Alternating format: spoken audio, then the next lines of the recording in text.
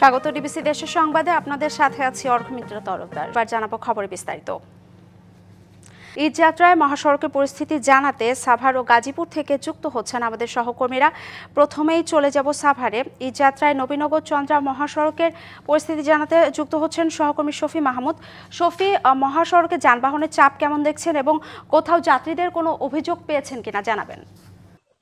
এই মহাসড়কটি যেহেতু আসলে এই মহাসড়কটি দিয়ে উত্তরবঙ্গের 22 জেলার অনেক যাত্রী চলাচল করে, এই কারণে এই মহাসড়কটিতে কিন্তু যানজটের একটি আশঙ্কা শুরু থেকেই ছিল। তবে আমরা দেখতে পেয়েছি যে প্রশাসনের উদ্যোগে যেহেতু এই সড়কটিতে আমরা পুলিশের পাশাপাশি সেনাবাহিনীর সদস্যদেরকেও দেখতে পেয়েছি যে এখানে তারা কাজ করেছেন সড়কের পরিস্থিতি স্বাভাবিক রাখতে। তো শেষ মুহূর্ত পর্যন্ত বলতে গেলে এখন পর্যন্ত এই সড়কটিতে কোথাও আসলে যানজট দেখা যায়নি। গত 2 দিন এই সড়কটিতে যাত্রী এবং পরিবহন দুটোরই চাপ বাড়তি ছিল। বিশেষ করে গতকালকে এই অঞ্চলের সব পোশাক কারখানায় ছুটি ঘোষণা হওয়ার পরে কিন্তু দিনভর আমরা দেখতে পেয়েছি এই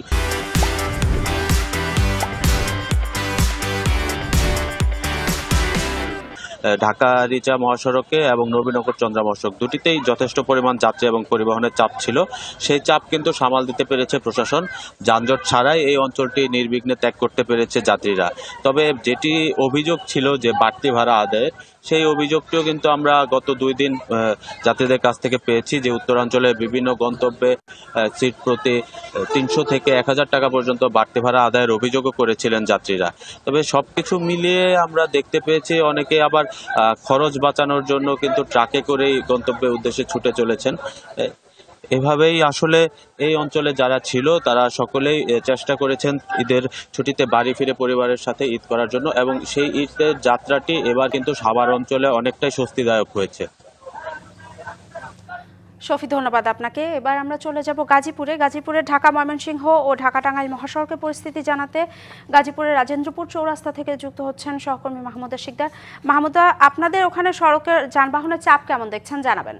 কে কেন্দ্র করে সাধারণ যাত্রী এবং পাশাপাশি আইন শৃঙ্খলা বাহিনীর সবথেকে বড় চ্যালেঞ্জ থাকে সেটি হলো স্বস্তিদায়ক ও যানজট মুক্ত একটি ঈদ যাত্রা। কিন্তু এবার প্রশাসন এই ঈদ যাত্রাকে সত্যি চ্যালেঞ্জ হিসেবে গ্রহণ করেছে এবং এই ঈদ যাত্রাটাকে স্বস্তিদায়ক এবং যানজট মুক্ত করেছে। আমি এখন আছি ঢাকা ময়মনসিংহ মহাসড়কের রাজেন্দ্রপুর চৌরাস্তা এলাকায়। আপনি দেখতেই পাচ্ছেন শেষ সময় কিন্তু এখনও অনেক মানুষ তাদের কর্মস্থল ত্যাগ করছে নারীর টানে বাড়িতে ফিরে তাদের পরিবার আত্মীয় স্বজনের সাথে আনন্দ ভাগাভাগি করে নেওয়ার জন্য। রাজেন্দ্রপুর চৌরাস্তার আশেপাশে প্রায় 30 থেকে 35টি গার্মেন্টস কারখানা আছে, যে গার্মেন্টস কারখানার শ্রমিকদেরকে গতকালকে ছুটি হয়ে গেলেও তারা কিন্তু রাতে এখানে থেকে সকালে একদম ঝামেলাবিহীন একটি যাত্রার জন্যই কিন্তু তারা আসলে এই বাস স্ট্যান্ডে এসে দাঁড়িয়েছে এবং তারা গাড়িতে উঠছে। আপনাকে যদি আমি একটু সামনের দিকে দেখাই, দেখতে পাচ্ছেন যে অনেকেই কিন্তু পিক আপে উঠছে জীবনের ঝুঁকি নিয়ে, এবং তার পেছনের কারণটা হলো সেটি হলো অতিরিক্ত বাসের যে ভাড়া, সেই ভাড়ার কারণে কিন্তু তারা পিক আপটাকে আসলে বেছে নিয়েছে। গতকালকে গাজীপুর মেট্রোপলিটন পুলিশের পক্ষ থেকেও কিন্তু আমরা একটি অভিযান দেখেছি যে এই অতিরিক্ত ভাড়া যাতে সাধারণ যাত্রীদের কাছ থেকে নিতে না পারে, সেই কারণে কিন্তু বাসে তারা তল্লাশি এবং যাত্রীদের কাছ থেকে এই ধরনের অভিযোগ আছে কিনা সেটা শুনেছে, এবং যদি কেউ অভিযোগ করেছে তাহলে যেটা ন্যায্য ভাড়া সেই ন্যায্য ভাড়াটা রেখে অতিরিক্ত যে ভাড়াটি সেটা তাদেরকে ফেরত দেওয়া হয়েছে। তো এই ছাড়াও গাজীপুরের ঢাকা টাঙ্গাইল মহাসড়কের চন্দ্রাতে চিরচেনা একটি যানজট থাকতো, কিন্তু এবার কিন্তু একদমই রাস্তা ফাঁকা, কোনো ধরনের যানজট সেখানে নেই। এই হলো গাজীপুরের ঢাকা টাঙ্গাইল এবং ঢাকা ময়মনসিংহ মহাসড়কের স্বস্তিদায়ক যে ঈদ যাত্রা সেটি সম্পর্কে সর্বশেষ তথ্য। মাহমুদা, ধন্যবাদ আপনাকে। ঈদ জামাতের জন্য প্রস্তুত দিনাজপুরের গোরে শহীদ বড় ময়দান ও কিশোরগঞ্জের শোলাকিয়া ময়দান। দেশের সবচেয়ে বড় এই দুটি ঈদগাহ মাঠ সংস্কার, কাতার মার্কিং সহ সব প্রস্তুতি শেষ। মুসল্লিদের জন্য নেওয়া হয়েছে বিশেষ নিরাপত্তা ব্যবস্থা। আশা করা হচ্ছে এবারও গোরে শহীদ ময়দান ও শোলাকিয়ায় লাখো মুসল্লির ঢল নামবে। দক্ষিণ এশিয়ার অন্যতম বড় ঈদের জামাত হয় দিনাজপুরের গোরে শহীদ বড় ময়দানে। লাখেরও বেশি মুসল্লি একসাথে ঈদের নামাজ আদায় করেন এই জামাতে। মাঠ সংস্কার, পরিচ্ছন্নতা, নামাজের কাতার মার্কিং এবং অজুখানার কাজ সম্পন্ন। অষ্টমবারের মতো ঈদ জামাতের জন্য প্রস্তুত গোরে শহীদ বড় ময়দান।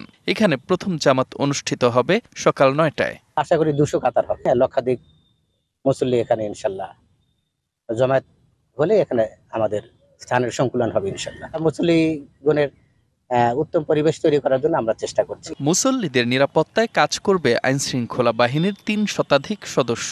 350 পুলিশ সদস্য পোশাকে, সাদা পোশাকে, তারপরে ডিবির পোশাকে, ট্রাফিক ব্যবস্থাপনা থাকবে।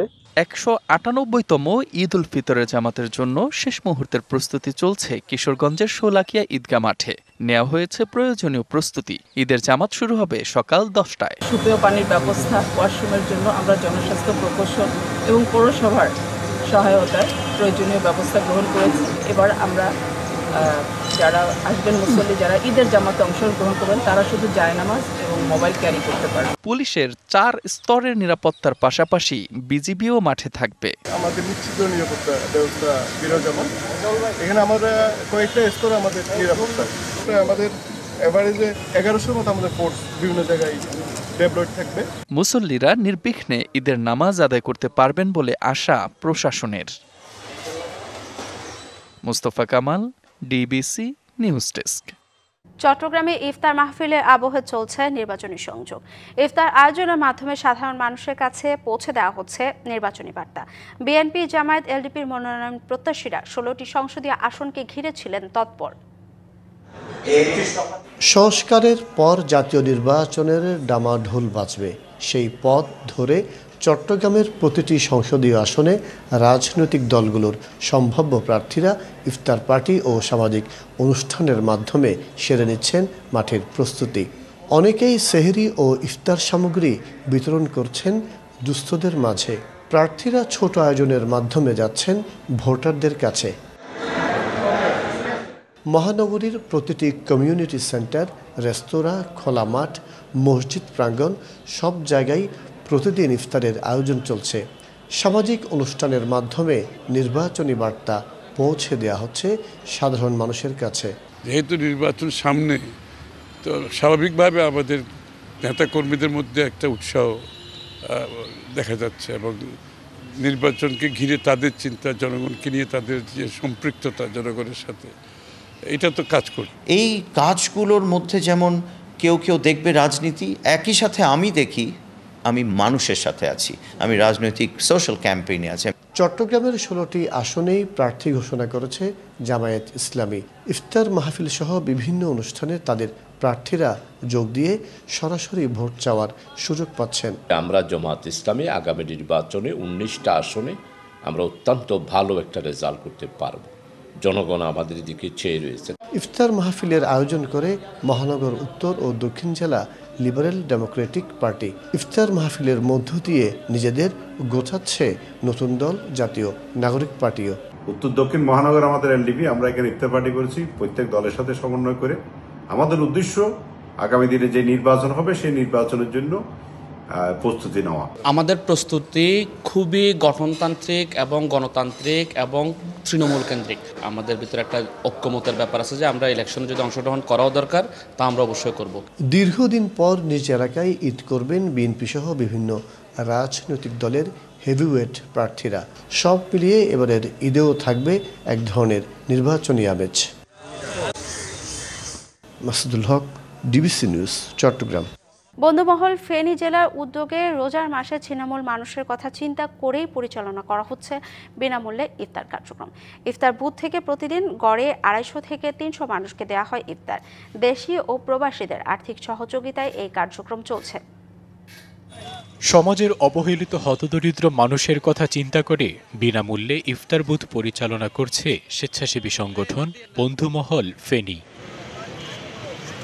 ফেনী জেলা সদর হাসপাতালের সামনের বুথ থেকে ইফতার পাচ্ছেন রোগীর স্বজন, পথচারী থেকে শুরু করে সুবিধাবঞ্চিত সবাই। প্রতিদিন গড়ে 250 থেকে 300 রোজাদারকে দেয়া হয় ইফতারি। যারা এই কাজটা আমাদেরকে দিতেছে তাদের এখানে সবসময় রোজা থেকে আমরা ইফতার করি, আমরা তো খুব ভালো লাগে।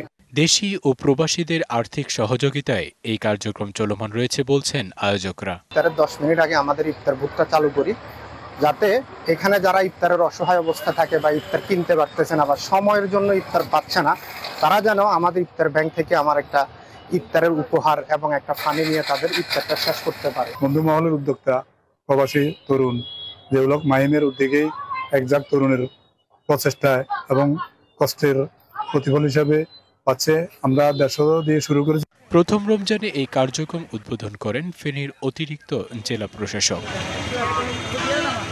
DBC news desk. ঈদের টানা ছুটিতে পর্যটকদের বরণে প্রস্তুত সৈকত নগরী কক্সবাজার। এরই মধ্যে ৫.৫ শতাধিক হোটেলের ৭০% বেশি কক্ষ আগাম বুকিং হয়ে গেছে। টানা ছুটির দিনগুলোতে লাখো পর্যটক সমাগমের আশা তাদের। এদিকে পর্যটকদের নিরাপত্তা ও হয়রানি রোধে সার্বিক প্রস্তুতির কথা জানিয়েছেন ট্যুরিস্ট পুলিশ সহ প্রশাসনের সংশ্লিষ্টরা। পাহাড়, নদী ও অবিচ্ছিন্ন বিস্তৃত বালিয়াড়ির সৈকতের অপার নান্দনিক সৌন্দর্য উপভোগ করতে প্রতিদিনই কক্সবাজার ছুটে আসেন হাজারো পর্যটক।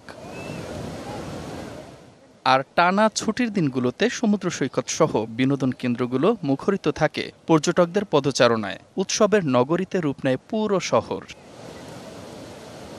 পর্যটকদের বরণে চলছে প্রস্তুতি। সাগর পাড়ের শামুক ঝিনুক, আচার শুটকির দোকানগুলোতে বেড়েছে ব্যস্ততা। সামনে ঈদ উল ফিতর, আশা করতেছি অনেক লোকারণ্য হবে ইনশাআল্লাহ। পর্যটকরা আসবে এবং আমাদের সৌন্দর্যের শামুক ঝিনুকের জিনিস এগুলো কেনাকাটা করবে। বুকিং হয়ে গেছে শহরের ৫ শতাধিক হোটেল, গেস্ট হাউস, রিসোর্ট ও কটেজের অধিকাংশ কক্ষ। ঈদের ছুটিতে ৭ থেকে ৮ লাখ পর্যটকের সমাগমের আশা ব্যবসায়ীদের। ৪০% হোটেল বুকিং হয়েছে। আমাদের সার্বিক প্রস্তুতি রয়েছে, দোয়া মোসাজ থেকে শুরু করে রং এবং সার্বিক যে কাজগুলো রয়েছে এগুলো প্রায় সম্পন্ন হয়েছে। প্রতিদিন ১ থেকে ২ লাখ পর্যটক কক্সবাজারে আসবে। পর্যটকদের জন্য আমরা কিন্তু স্পেশাল ডিসকাউন্টেরও কিন্তু কিছু রেখেছি কিন্তু এই ঈদের ইয়াতেও, এবং সাথে কিন্তু বাফেট লাঞ্চ, ডিনার আমরা আরো সিক্রেট কিছু রেখেছি, যেটা টুরিস্টরা এসে কিন্তু এখানে কিন্তু তারা কিন্তু একটু সারপ্রাইজ হবেন। এদিকে পর্যটকের নিরাপত্তায় সার্বিক প্রস্তুতি নিয়েছে প্রশাসন। কোনো দুর্ঘটনার শিকার না হয় সেই জন্য আমরা পর্যাপ্ত ট্রেনিং চালিয়েছে আমাদের অফিস থেকে, আমরা এগুলো নিয়েছি বা চলতেছে, আর আগামীতে আরও চলবে। ৩ স্তর বিশিষ্ট আমরা নিরাপত্তা ব্যবস্থা আমরা নিশ্চিত করেছি পুরো বিচ এরিয়াতে। একটা ফুট পেট্রোলিং থাকবে, মোটর বাইক টিম থাকবে এবং আমাদের গোয়েন্দা নজরদারি টিম থাকবে। ৯ দিনের ঈদ ছুটির শুরুতে পর্যটকের চাপ না থাকলেও ১ এপ্রিল থেকে ৫ এপ্রিল পর্যন্ত পর্যটকের ভিড় বাড়বে বলে আশা করা হচ্ছে। DBC news desk. চট্টগ্রামে আধিপত্য নিয়ে ২ সন্ত্রাসী গ্রুপের সংঘর্ষে ২ জন নিহত হয়েছে, গুলিবিদ্ধ হয়েছে আরও ২ জন। রাত ৩:৩০টায় নগরীর অ্যাক্সেস রোড এলাকায় ২ শীর্ষ সন্ত্রাসী সারোয়ার বাবলা ও ছোট সাজ্জাদের অনুসারীদের মধ্যে এ ঘটনা ঘটে।